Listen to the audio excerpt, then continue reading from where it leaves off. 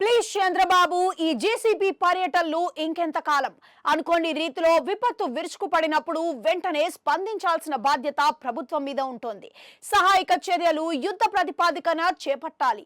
నిజానికి విపత్తు వేళ పాలకులు అధికార యంత్రాంగం పనిచేసేలా బాధితులకు సహాయం అందేలా చూస్తే బాగుంటోంది.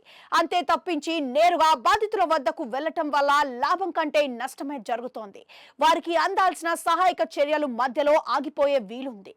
ముఖ్యమంత్రి లాంటి స్థానాల్లో ఉన్నవారు ఆయా ప్రాంతాలకు వచ్చినప్పుడు పోలీసులు అధికారులు ఫోకస్ మొత్తం సీఎం మీదనే ఉంటుంది తప్పించి బాధితులకు అందించాల్సిన సహాయం మీద ఉండదు. ఇంత చిన్న విషయాన్ని సీఎం చంద్రబాబు ఎందుకు మిస్ అవుతున్నారన్నదే ప్రశ్న.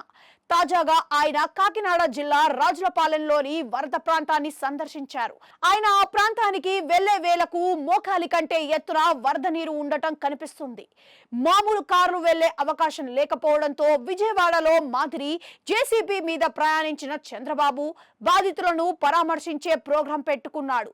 ఇదంతా చూసినప్పుడు ముంపు ప్రాంతాల్లోని నీళ్లు క్లియర్ అయ్యే అంశం మీద చంద్రబాబు ఫోకస్ పెట్టి ఉండాల్సిందే తప్పించి ఇలా జేసీబీలతో తాను ప్రయాణం చేయటం ద్వారా వారికి అందాల్సిన సహాయక చర్యలను గండిపడుతున్న విషయాన్ని గుర్తించకపోవటం ఏమిటన్న ప్రశ్న వినిపిస్తోంది.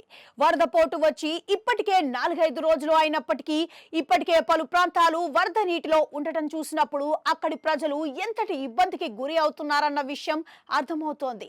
ఇలాంటి వేళలో ముఖ్యమంత్రి చంద్రబాబు వెళ్లటం వల్ల బాధితులకు ప్రత్యేకంగా ఏమైనా ఒరుగుతోందా?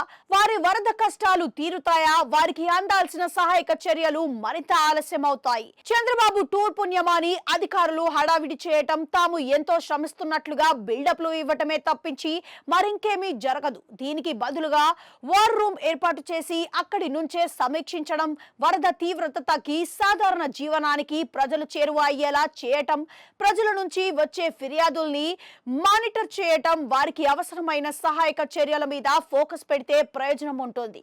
అందుకు భిన్నంగా జేసీబీలో జర్నీ చేయడం ద్వారా వరద కష్టంలో ఉన్న వారి వేదన తీరుతున్న విషయాన్ని చంద్రబాబు అండ్ కో గుర్తిస్తే మంచిది.